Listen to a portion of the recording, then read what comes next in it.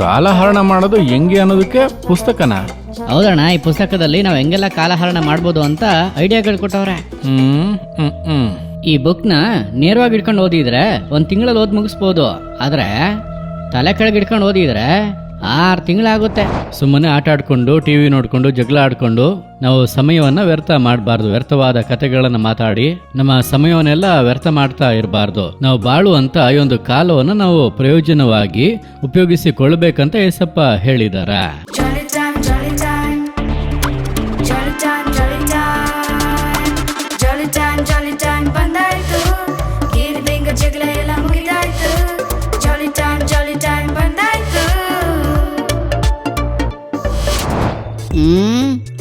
ಕೇತಿ, ಒಂದ್ 5 ನಿಮಿಷ ವೇಟ್ ಮಾಡು, ತಲೆ ಬಚ್ಕೊಂಡ್ಬಂದ್ಬಿಡ್ತೀನಿ. ಕೇತಿ, ಟೈಮ್ ಆಯ್ತು, ಬೇಗ ಬಾ. ಸ್ವಲ್ಪ ಇರು, ಪೌಡರ್ ಹಾಕೊಂಡ್ ಬಂದ್ಬಿಡ್ತೀನಿ.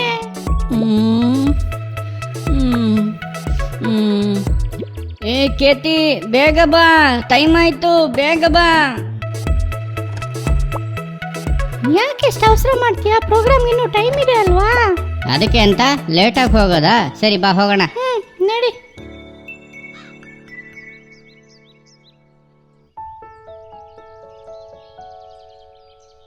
ಕುರುಂಬೂರ್ ಬಸ್ ಹೋಯ್ತಾ ಅಣ್ಣ?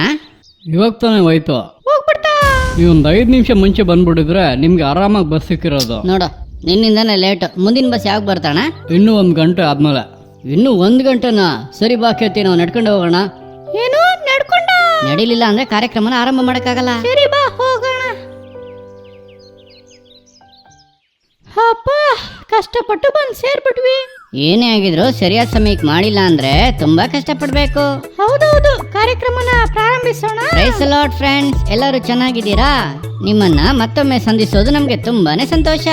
ಇವತ್ತಿನ ಕಾರ್ಯಕ್ರಮದಲ್ಲಿ ಸಮಯವನ್ನು ಹೇಗೆ ಉಪಯೋಗಿಸೋದು ಅಂತ ತಾನೇ ಕಲಿಯಲಿದ್ದೀವಿ. ಹೌದು, ಮೊದಲು ಒಂದು ಕತೆನ ನೋಡೋಣವಾ? ನೋಡೋಣ.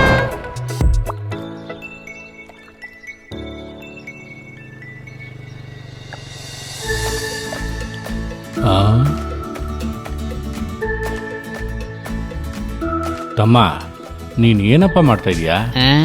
ಕೊಳಲು ಓದ್ತಾ ಇದ್ದೀನಿ. ತಮ್ಮ, ನೀನು ಪುಸ್ತಕ ಓದ್ತಾ ಇದೀಯ ಅಂತ ಗೊತ್ತು, ಆದ್ರೆ ತಲೆ ಕೆಳಗಾಗಿ ಇಟ್ಕೊಂಡು ಓದ್ತಾ ಇದೆಯಲ್ವಾ, ಅದಕ್ಕೆ ಕೇಳ್ದೆ. ಈ ಪುಸ್ತಕನ ತಲೆ ಕೆಳಗಾಗಿ ಇಟ್ಕೊಂತಾನೆ ಓದ್ಬೇಕು. ಆ ಥರ ಯಾವ್ದಪ್ಪ ಪುಸ್ತಕ? ಕಾಲಹರಣ ಮಾಡೋದು ಹೆಂಗೆ? ಏನು ಕಾಲಹರಣ ಮಾಡೋದು ಹೆಂಗೆ ಅನ್ನೋದಕ್ಕೆ ಪುಸ್ತಕನ? ಹೌದಣ್ಣ, ಈ ಪುಸ್ತಕದಲ್ಲಿ ನಾವು ಹೆಂಗೆಲ್ಲ ಕಾಲಹರಣ ಮಾಡ್ಬೋದು ಅಂತ ಐಡಿಯಾಗಳು ಕೊಟ್ಟವ್ರೆ. ಐಡಿಯಾಗಳು ಕೊಡ್ಲಿಯಪ್ಪ, ಅದಕ್ಕೆ ನೀನ್ ಯಾಕೆ ಈ ಪುಸ್ತಕನ ತಲೆ ಕೆಳಗೆ ಇಟ್ಕೊಂಡು ಓದ್ತಾ ಇದೀಯಾ? ಈ ಪುಸ್ತಕದಲ್ಲಿರೋ ಮೊದಲನೇ ಐಡಿಯಾನೇ ತಲೆ ಕೆಳಗೆ ಇಟ್ಕೊಂಡು ಓದಿ ಅಂತಾನೆ.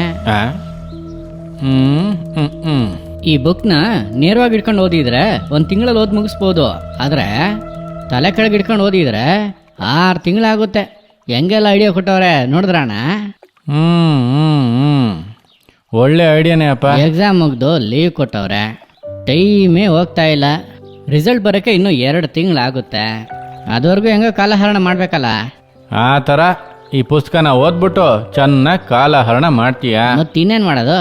ಈ ಕಾಲಹರಣ ಮಾಡೋದು ಎಷ್ಟು ಕಷ್ಟ ಗೊತ್ತಾಣ? ತಮ್ಮ, ಸಮಯವನ್ನ ಕಳಿಯೋದು ಕಷ್ಟ ಅಲ್ಲಪ್ಪ, ಸಮಯವನ್ನ ಪಡೆಯೋದು ಕಷ್ಟ. ಹಾಯ್, ಯಾರ ಇವರು? 406, 407, 408, 409, 500, 501, 502, 503, 504, 505, 500. ಏನಪ್ಪ ಮಾಡ್ತಾ ಇದೀಯಾ? ಇರುವೆ ಲೆಕ್ಕ ಹಾಕ್ತಾ ಇದ್ದೀನಿ. ಓ, ಆ ಪುಸ್ತಕದಲ್ಲಿ ಇದ್ದಿದ್ದ ಐಡಿಯಾನಾ? ಇಲ್ಲ ಅಣ್ಣ, ಇದು ನಂದೇ ಐಡಿಯಾ. ಅದು ಸರಿ. ಪುಸ್ತಕದಲ್ಲಿ ಇದ್ದಿದ್ದ ಐಡಿಯಾನೆಲ್ಲ ಉಪಯೋಗಿಸ್ಕೊಂಡು 6 ತಿಂಗಳು ಕಾಲಹರಣ ಮಾಡ್ದೆ. ಇವಾಗ ಸ್ವಂತವಾಗಿ ನೀನೇ ಯೋಚನೆ ಮಾಡಕ್ ಸ್ಟಾರ್ಟ್ ಮಾಡ್ಬಿಟ್ಟ. ಅಲ್ಲಪ್ಪ, ಈ ತರ ಸಮಯವನ್ನ ಕಳೆಯೋದಕ್ಕೆ ಯೋಚನೆ ಮಾಡೋಂತ ನೀನು ಸಮಯವನ್ನ ಸೇರ್ಸೋದಕ್ಕೆ ಯೋಚನೆ ಮಾಡ್ಬೋದಲ್ವಾ? ಅಣ್ಣ, ಸಮಯನ ಸೇರ್ಸೋದು ಅಂತ ಹೇಳಿದ್ರಲ್ಲ, ಅದನ್ನ ಯಾವ ಬ್ಯಾಂಕಲ್ಲಿ ಅಣ್ಣ ಹೋಗಿ ಸೇರ್ಸೋದು? ಹೋಗೋ ಅಣ್ಣ. ಅಣ್ಣ ಹೇಳ್ಬಿಟ್ಟೋಗಿ ಅಣ್ಣ. ಅಣ್ಣ ಹೇಳ್ಬಿಟ್ಟೋಗಿ ಅಣ್ಣ. 613, 614, 615, 616, 617, 618, 619 620 621 ತಮ್ಮ. ಆ? ಏನಪ್ಪ ಇವತ್ತೂ ಇರುವೆನೇ ಎಣಿಸ್ತಾ ಇದೀಯಾ? ಕಾಲಹರಣ ಮಾಡಕ್ಕೆ ಹೊಸ್ದಾಗಿ ಏನು ಐಡಿಯಾ ಸಿಕ್ಲಿಲ್ವಾ? ಇದು ಹೊಸ ಐಡಿಯಾ ಅಣ್ಣ. ನಿನ್ನೆ ಹೋಗ್ತಾ ಇದ್ದ ಇರುವೆಗಳನ್ನ ಎಣಿಸ್ತಾ ಇದ್ದೆ, ಇವತ್ತು ಬರ್ತಿರೋ ಇರುವೆಗಳನ್ನ ಎಣಿಸ್ತಾ ಇದ್ದೀನಿ. ಹೆಂಗೆ ನಮ್ಮ ಐಡಿಯಾ? ನಿನ್ನನ್ನು ಬಿಟ್ಟು ಬೇರೆ ಯಾರೂ ಈ ಥರ ಯೋಚನೆ ಮಾಡೋಕ್ಕಾಗೋದೇ ಇಲ್ಲ. ಓದಿ ಮುಗಿಸಿ 1 ವರ್ಷ ಆಗ್ತಾ ಬರ್ತಾ ಇದೆ. ಯಾವುದಾದ್ರೂ ಕೆಲಸಕ್ಕೆ ಟ್ರೈ ಮಾಡ್ಬೋದಲ್ವಾ? ಒಳ್ಳೆ ಕಂಪ್ನಿಲಿ ಕೆಲಸ ಕರಿತಾ ಇಲ್ಲ ಅಣ್ಣ. ಅದುವರೆಗೂ ಈ ಥರ ಕಾಲಹರಣ ಮಾಡಿಕೊಂಡು ವ್ಯರ್ಥ ಕಾರ್ಯಗಳಲ್ಲಿ ಸಮಯವನ್ನು ಹಾಳು ಮಾಡಿದ್ರೆ ಮುಂದೆ ಬರೋ ಕಾಲದಲ್ಲಿ ತುಂಬ ಕಷ್ಟಪಡಬೇಕಾಗುತ್ತೆ. ನೋಡ್ಕೊಳಪ್ಪ.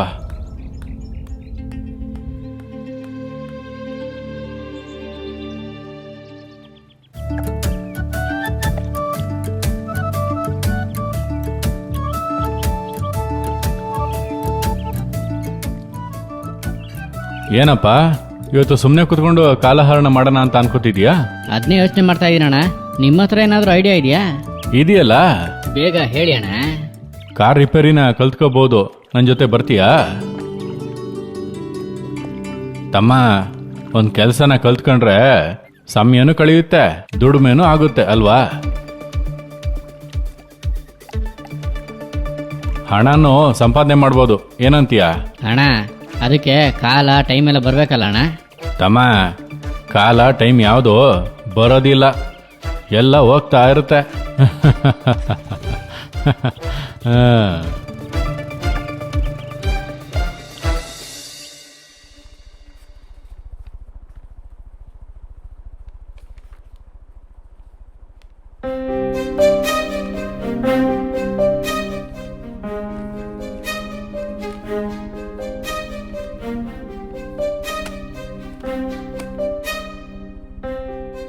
ಓಡ್ದೇ ಇರೋ ಒಂದು ಕಾರ್ ಕೊಟ್ರೆ ಸಮಸ್ಯೆನ ಕಂಡು ಹಿಡಿತೀಯಾ?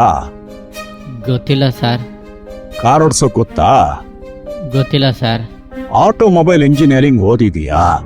ಕಾರ್ ಬಗ್ಗೆ ಏನು ಗೊತ್ತಿಲ್ಲ, ಕಾರ್ನ ಓಡ್ಸೋಕ್ಕೂ ಕೂಡ ಗೊತ್ತಿಲ್ಲ ಅಂತೀಯ. ಓದ್ ಮುಗಿಸಿ 1.5 ವರ್ಷ ಆಯ್ತು. ಇದುವರೆಗೂ ಏನ್ ಮಾಡ್ದೆ? ಹೇಳಪ್ಪ. ಈ 1.5 ವರ್ಷದಲ್ಲಿ ನೀನ್ ಕಲಿಬೋದಾಗಿತ್ತಲ್ವಾ? ಇಲ್ಲಿ 1 ವರ್ಷ ಆದ್ಮೇಲೆ ಟ್ರೈನಿಂಗ್ ಇಲ್ದಲೆ ಕೆಲ್ಸಕ್ಕೆ ಬರೋರ್ನ ನಾವು ಕೆಲ್ಸಕ್ಕೆ ತಗೊಳ್ಳೋದಿಲ್ಲ. ಟ್ರೈನಿಂಗ್ ತಗೊಂಡಿದ್ರೆ ನೇರವಾಗಿ ನಿನ್ನ ಕೆಲ್ಸಕ್ಕೆ ಸೇರಿಸ್ಕೊತಾ ಇದ್ದೆ. ಒಂದು ಲೆಟರ್ ಕೊಡ್ತೀನಿ, ನೀನು ಅಲ್ಲಿಗೆ ಹೋಗ್ಬಿಟ್ಟು ಚೆನ್ನಾಗಿ ಟ್ರೈನಿಂಗ್ ತಗೊಂಡ್ ಬಾ.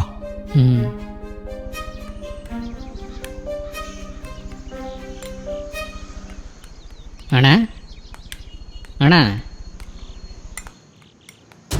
ಅರೆ, ಸಮಯ ಕಳೀತಾ ಇಲ್ಲ ಅಂತ ಹೇಳೋ ತಮ್ಮ, ಏನು ಈ ಕಡೆ ಬಂದಿದ್ದೀರಾ?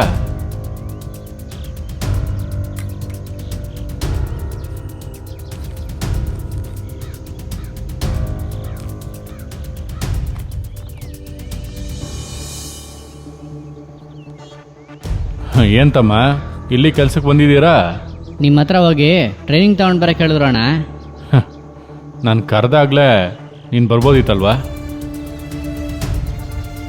ತಮ್ಮ, ಹೋಗ್ತಾ ಬರ್ತಾ ಇದ್ದಿದ್ದು ಇರುವೆನೆಲ್ಲ ಲೆಕ್ಕ ಮಾಡ್ತಾ ಇದ್ದಲ್ಲ, ಅದೆಲ್ಲ ಏನು ಮಾಡುತ್ತೆ ಅಂತ ಗಮನ ಇಟ್ಟು ನೋಡ್ದ? ತನಗೆ ಬೇಕಾದ ಆಹಾರವನ್ನು ಹುಡುಕಿ ಕಂಡು ಹಿಡಿದು ಶೇಖರಿಸಿ ಇಡುತ್ತೆ. ಅಂದರೆ ಕಾಲವನ್ನು ಸರಿಯಾಗಿ ಪ್ರಯೋಜನ ಪಡಿಸ್ಕೊಳ್ಳುತ್ತೆ. ಸುಗ್ಗಿ ಕಾಲದಲ್ಲಿ ತನ್ನ ತೀನಿಯನ್ನ ಕೂಡಿಸಿಕೊಂಡು ಕೊಯ್ಲಿನ ಕಾಲದಲ್ಲಿ ತನಗೆ ಬೇಕಾದಷ್ಟು ಆಹಾರವನ್ನು ಸಂಗ್ರಹಿಸುತ್ತೆ ಅಂತ ಬೈಬಲ್ ಹೇಳುತ್ತಪ್ಪ.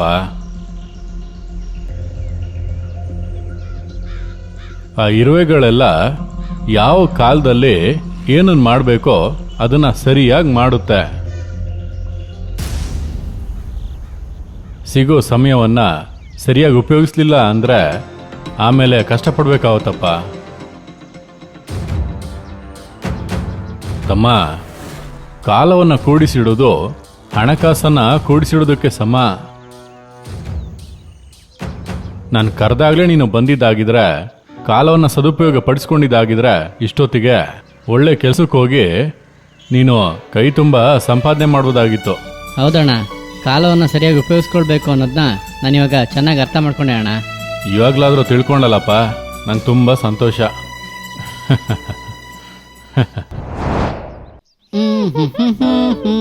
ನೋಡಿದ್ಯಾ ಕೇತಿ ಅಣ್ಣನ ಅವಸ್ಥೆನಾ? ಸರಿನೇ, ಆದ್ರೆ ಸ್ಕೂಲ್ ಲೀವ್ ಕೊಟ್ಟಾಗ ಬೋರ್ ಆಗುತ್ತೆ. ಆ ಟೈಮಲ್ಲಿ ಏನ್ ಮಾಡೋದು? ಬೆಳಿಗ್ಗೆನು ಸಂಜೆನು ಗಿಡಗಳಿಗೆ ನೀರ್ ಹಾಕ್ಬೋದು. ನಮ್ಮ ಮನೇಲಿ ತೋಟನೇ ಇಲ್ವಲ್ಲ. ಹಾಗಾದ್ರೆ ಮನೆನ ಶುದ್ಧ ಮಾಡ್ಬೋದಲ್ವಾ? ನಮ್ಮ ಮನೇನ ಬೇರೆಯವರು ಶುದ್ಧ ಮಾಡ್ತಾರೆ. ನಿನಗ್ ಕೆಲ್ಸನೇ ಇಲ್ಲ ಅಂತ ಹೇಳ್ತಿದ್ಯಾ? ಹೌದು. ಹಾಗಾದ್ರೆ ಯೇಸುವಿನ ಬಗ್ಗೆ ಇತರರಿಗೆ ಹೇಳು. ಓ, ಆ ತರ ಮಾಡ್ಬೋದಲ್ವಾ? ಸರಿ, ನಾನಿನ್ನು ಯೇಸುವಿನ ಬಗ್ಗೆ ಇತರರಿಗೆ ಸರಿ, ಹೇಳ್ತೀನಿ. ಈಗ ನಾವೊಂದು ವಾಕ್ಯವನ್ನ ಕಲ್ತ್ಕೊಳ್ಳೋಣವಾ? ಓಕೆ, ಕಲ್ತ್ಕೊಳ್ಳೋಣ. ಈ ದಿನಗಳು ಈ ದಿನಗಳು ಕೆಟ್ಟವುಗಳಾಗಿವೆ, ಕೆಟ್ಟವುಗಳಾಗಿವೆ. ಆದುದರಿಂದ ಕಾಲವನ್ನು ಬೆಲೆ ಉಳ್ಳದೆಂದು ಉಪಯೋಗಿಸಿಕೊಳ್ಳಿರಿ. ಬೆಲೆಯುಳ್ಳದೆಂದು ಉಪಯೋಗಿಸಿಕೊಳ್ಳಿರಿ. ಎಫೆಸದವರಿಗೆ 5:16 ಇನ್ನೊಂದ್ಸಲ ಹೇಳೋಣವಾ? ಈ ದಿನಗಳು ಕೆಟ್ಟವುಗಳಾಗಿವೆ, ಆದುದರಿಂದ ಕಾಲವನ್ನು ಬೆಲೆ ಉಳ್ಳದೆಂದು ಉಪಯೋಗಿಸಿಕೊಳ್ಳಿರಿ. ಎಫೆಸದವರಿಗೆ 5:16 ಕೇತಿಯಾಗಿ ನೀನ್ ಹೇಳು ನೋಡೋಣ. ಈ ದಿನಗಳು ಕೆಟ್ಟವುಗಳಾಗಿವೆ, ಆದ್ದರಿಂದ ಕಾಲವನ್ನು ಬೆಲೆಯುಳ್ಳದೆಂದು ಉಪಯೋಗಿಸಿಕೊಳ್ಳಿರಿ. ಎಫೆಸದವರಿಗೆ 5:16. ಸೂಪರ್ ಕೇತಿ, ಚೆನ್ನಾಗಿ ವಾಕ್ಯ ಕಲ್ತ್ಕೊಂಡ್ವಿ. ಓಕೆ, ಏಸಪ್ಪ ಎಲ್ಲದಕ್ಕೂ ಸರಿಯಾದ ಕಾಲವನ್ನ ಇಟ್ಟಿದ್ದಾರೆ. ಇನ್ ಮುಂದೆ ನಾನು ಸರಿಯಾದ ಸಮಯಕ್ಕೆ ಎಲ್ಲವನ್ನ ಮಾಡ್ತೀನಿ. ಓಕೆ ಕೇತಿ, ಈಗ ಒಂದು ಟ್ರಿಕ್ ನ ನೋಡೋಣವಾ? ಓ, ನೋಡೋಣ. ಹಲೋ ಮಕ್ಕಳೇ, ಎಲ್ಲರೂ ಹೇಗಿದ್ದೀರಾ? ಚೆನ್ನಾಗಿದ್ದೀರಾ? ಹಾ, ಈ ಪ್ರೋಗ್ರಾಮ್ನ ನೀವು ನೋಡ್ಕೊಂಡು ಎಂಜಾಯ್ ಮಾಡ್ತಾ ಇದ್ದೀರಲ್ವಾ? ಹೌದು, ಇಂದು ಕಾಲವನ್ನು ಪ್ರಯೋಜನ ಪಡಿಸಿಕೊಳ್ಳಿ ಅನ್ನೋ ಶೀರ್ಷಿಕೆಯಲ್ಲಿ ನಾವು ಕಾರ್ಯಕ್ರಮ ನೋಡ್ತಿದೀವಿ. ಏಸಪ್ಪ ನಮಗೆ ಕೊಟ್ಟಿರುವಂತ ಈ ಕಾಲವನ್ನ, ಈ ಸಮಯವನ್ನ ನಾವು ಸರಿಯಾಗಿ ಉಪಯೋಗಿಸ್ಕೊಳ್ಬೇಕು ಅಂತ ಏಸಪ್ಪ ಬಯಸ್ತಾರೆ. ಸರಿನಾ? ಬೈಬಲ್ ಅಲ್ಲಿ ಕೂಡ ಮೋಶೆ ಅನ್ನೋಂತ ಒಬ್ಬ ಅಂಕಲ್ ಒಂದು ಪ್ರೇಯರ್ ಮಾಡಿದ್ರು. ಏನ್ ಗೊತ್ತಾ? ಏಸಪ್ಪ ದಿನಗಳನ್ನ ಲೆಕ್ಕಿಸುವಂತ ಅರಿವನ್ನು ನಮಗೆ ಕೊಡಿ ಅಂತ ಪ್ರೇಯರ್ ಮಾಡಿದ್ರು. ಇವತ್ತು ನೀವು ಕೂಡ ಸರಿಯಾಗಿ ಈ ಕಾಲವನ್ನ, ಈ ಸಮಯವನ್ನ ಪ್ರಯೋಜನ ಪಡಿಸ್ಕೋಬೇಕು ಅಂದ್ರೆ ಏಸಪ್ಪನ ಹತ್ರ ಪ್ರೇಯರ್ ಮಾಡ್ಬೇಕು. ಏಸಪ್ಪ, ನಾನು ಈ ದಿನಗಳನ್ನ ಪ್ರಯೋಜನ ಪಡಿಸ್ಕೋಬೇಕು, ನೀವು ಕೊಟ್ಟಿರುವಂತ ದಿನಗಳನ್ನ ನಾನು ಯಾವತ್ತೂ ವ್ಯರ್ಥ ಮಾಡ್ಕೋಬಾರ್ದು, ಅದರಲ್ಲಿ ಗಮನವಾಗಿರ್ಬೇಕಂತ ನೀವು ಪ್ರಾರ್ಥನೆ ಮಾಡೋದಾದ್ರೆ ಏಸಪ್ಪ ನಿಮಗೆ ನಿಶ್ಚಯವಾಗಿ ಸಹಾಯ ಮಾಡ್ತಾರೆ. ಸರಿನಾ? ಈ ದಿನಗಳನ್ನ ನೀವು ಲೆಕ್ಕಿಸಿ ಸರಿಯಾಗಿ ಪ್ರಯೋಜನ ಪಡಿಸ್ಕೊಳ್ಳೋದಕ್ಕೆ ಏಸಪ್ಪ ಸಹಾಯ ಮಾಡ್ತಾರೆ. ಸರಿಯಾದ ಸಮಯದಲ್ಲಿ ಸರಿಯಾದ ಕಾರ್ಯವನ್ನ ಮಾಡಬೇಕು. ಪ್ರೇಯರ್ ಮಾಡೋ ಟೈಮಲ್ಲಿ ಪ್ರೇಯರ್ ಮಾಡಬೇಕು, ಬೈಬಲ್ ಓದೋ ಟೈಮಲ್ಲಿ ಬೈಬಲ್ ಓದ್ಬೇಕು. ಏಸಪ್ಪ ಎಲ್ಲದನ್ನು ಗಮನಿಸ್ತಾ ಇದ್ದಾರೆ. ಸರಿನಾ? ಹಾಗೆ ಓದೋ ಸಮಯದಲ್ಲಿ ಓದ್ಬೇಕು, ಆಟ ಆಡೋ ಸಮಯದಲ್ಲಿ ಆಟ ಆಡಬೇಕು.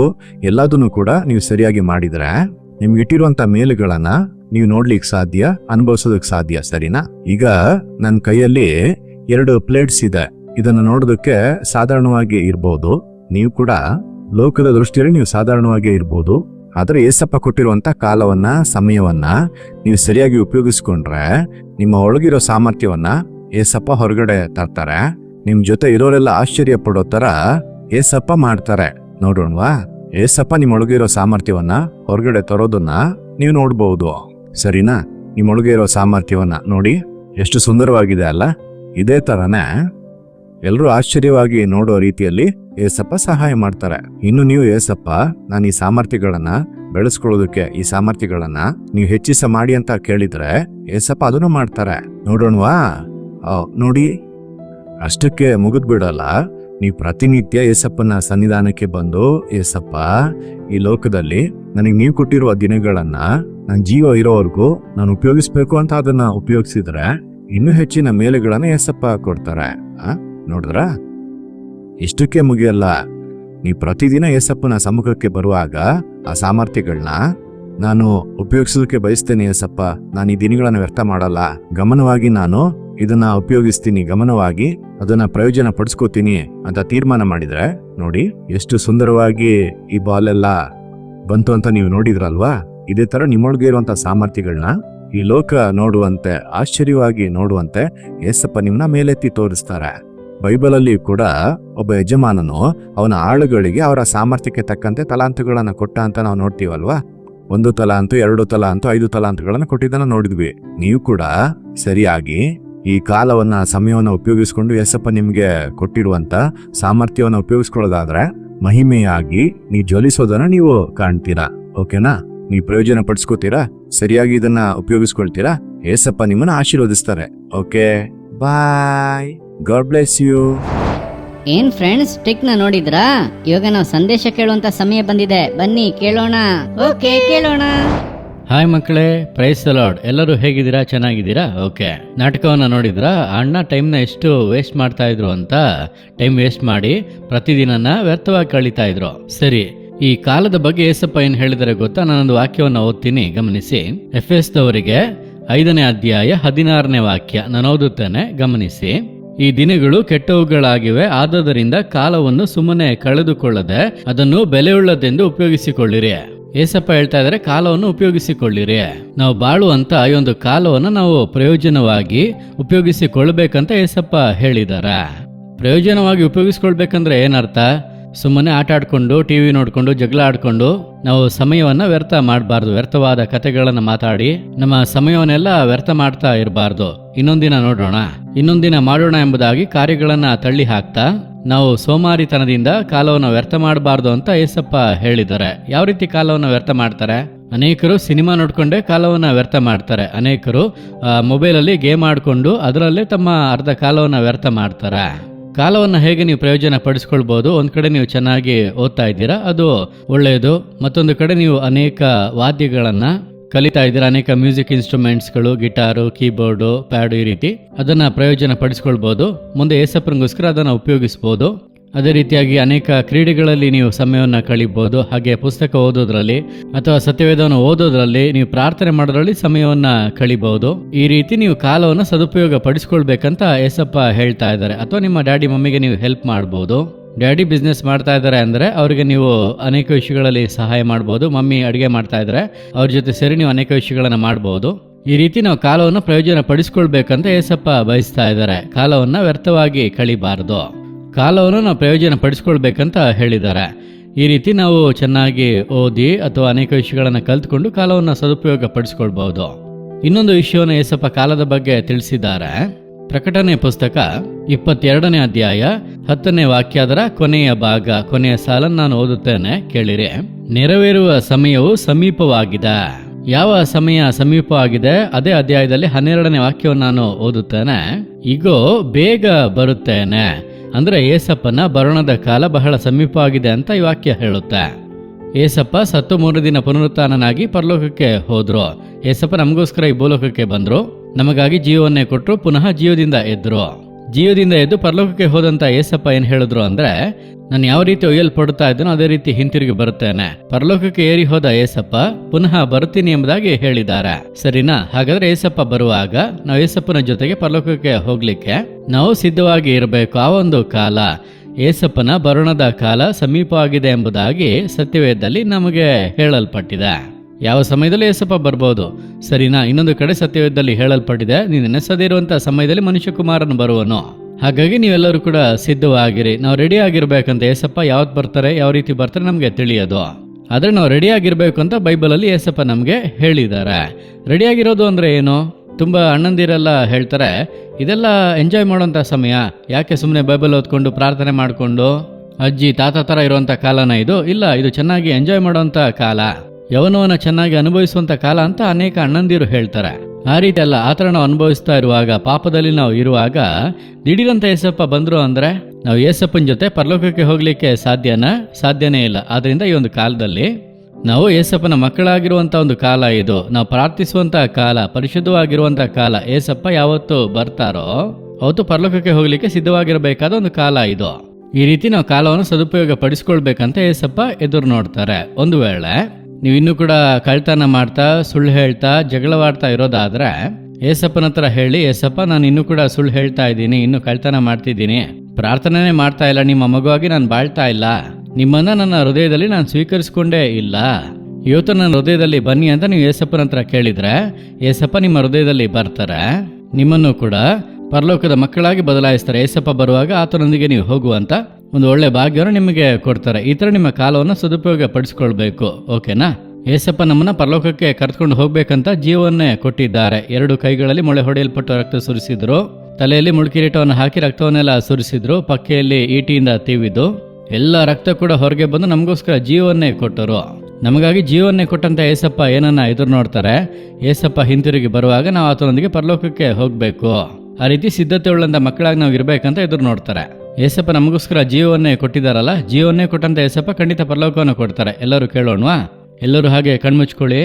ದೇವರೇ, ಈ ಸಮಯದಲ್ಲಿ ನನ್ನೊಂದಿಗೆ ಸೇರಿ ಪ್ರಾರ್ಥನೆ ಮಾಡ್ತಾ ಇರುವಂಥ ಎಲ್ಲ ಚಿಕ್ಕ ಮಕ್ಕಳಿಗಾಗಿ, ಪ್ರತಿಯೊಬ್ಬೊಬ್ಬರಿಗಾಗಿ ನಾನು ಪ್ರಾರ್ಥನೆ ಮಾಡ್ತೇನೆ. ಕಾಲವನ್ನು ಸದುಪಯೋಗ ಪಡಿಸ್ಕೊಳ್ಳಿಕ್ಕೆ ಪ್ರತಿಯೊಬ್ಬೊಬ್ಬರಿಗೂ ನೀವು ಸಹಾಯ ಮಾಡಿ. ಈ ಸಮಯದಲ್ಲಿ ಪಾಪದೊಂದಿಗೆ ಏಸಪ್ಪ, ನಾನು ನಿಮ್ಮ ಮಗುವಾಗಿ ಬದಲಾಗಬೇಕು, ಪರಲೋಕ ಭಾಗ್ಯವನ್ನು ಹೊಂದ್ಕೊಳ್ಬೇಕು ಅಂತ ಪ್ರಾರ್ಥನೆ ಮಾಡ್ತಾ ಇರುವ ಈ ಮಕ್ಕಳಿಗೆ ಕೃಪೆಯಿಂದ ಕರುಣೆ ತೋರಬೇಕಾಗಿ ನಾನು ಪ್ರಾರ್ಥಿಸುತ್ತೇನೆ. ಯೇಸುವಿನ ರಕ್ತ ತೊಳೆದು ನಿಮ್ಮ ಬರುಣಕ್ಕೆ ದೇವರೇ ಇವರನ್ನು ಸಿದ್ಧ ಮಾಡಬೇಕಾಗಿ ಪ್ರಾರ್ಥಿಸುತ್ತೇನೆ. ಪ್ರತಿಯೊಬ್ಬೊಬ್ಬರು ಕಾಲವನ್ನು ಸದುಪಯೋಗ ಪಡಿಸ್ಕೊಳ್ಬೇಕು ದೇವರೇ. ದೇವರ ರೀತಿ ಮಾಡುವಂಥ ಪ್ರೀತಿಗಾಗಿ ಸ್ತೋತ್ರ. ಯೇಸುವಿನ ನಾಮದಲ್ಲಿ ಪ್ರಾರ್ಥಿಸುತ್ತೇನೆ ತಂದೆಯೇ, ಆಮೇನ್. ಓಕೆ ಮಕ್ಕಳೇ, ನೀವು ಕಾಲವನ್ನು ಸದುಪಯೋಗ ಪಡಿಸ್ಕೊಳ್ಳುವಂಥ ಮಕ್ಕಳಾಗಿ ಬದಲಾಗಿದ್ದೀರಾ ಅಂತ ನಾನು ನಂಬ್ತೇನೆ. ಮುಂದುವರೆದು ಪ್ರಾರ್ಥನೆ ಮಾಡಿ ಮುಂದಿನ ಕಾರ್ಯಕ್ರಮದಲ್ಲಿ ಸಂಧಿಸೋಣ. ಬಾಯ್. ಏನ್ ಫ್ರೆಂಡ್ಸ್, ಕಾರ್ಯಕ್ರಮ ನೋಡಿ ಸಮಯವನ್ನು ಹೇಗೆ ಉಪಯೋಗಿಸ್ಕೊಳ್ಬೇಕು ಅಂತ ಕಲ್ತ್ಕೊಂಡ್ರಾ? ಓಕೆ, ಮತ್ತೊಮ್ಮೆ ಇನ್ನೊಂದು ಕಾರ್ಯಕ್ರಮದಲ್ಲಿ ಸಂಧಿಸೋಣ. ಬಾಯ್. Jolly Time, Jesus Redeems Ministries, Nalumavadi, Thuthukudi District, 628211. For 24 hours prayer support, call 08035454545. God bless you.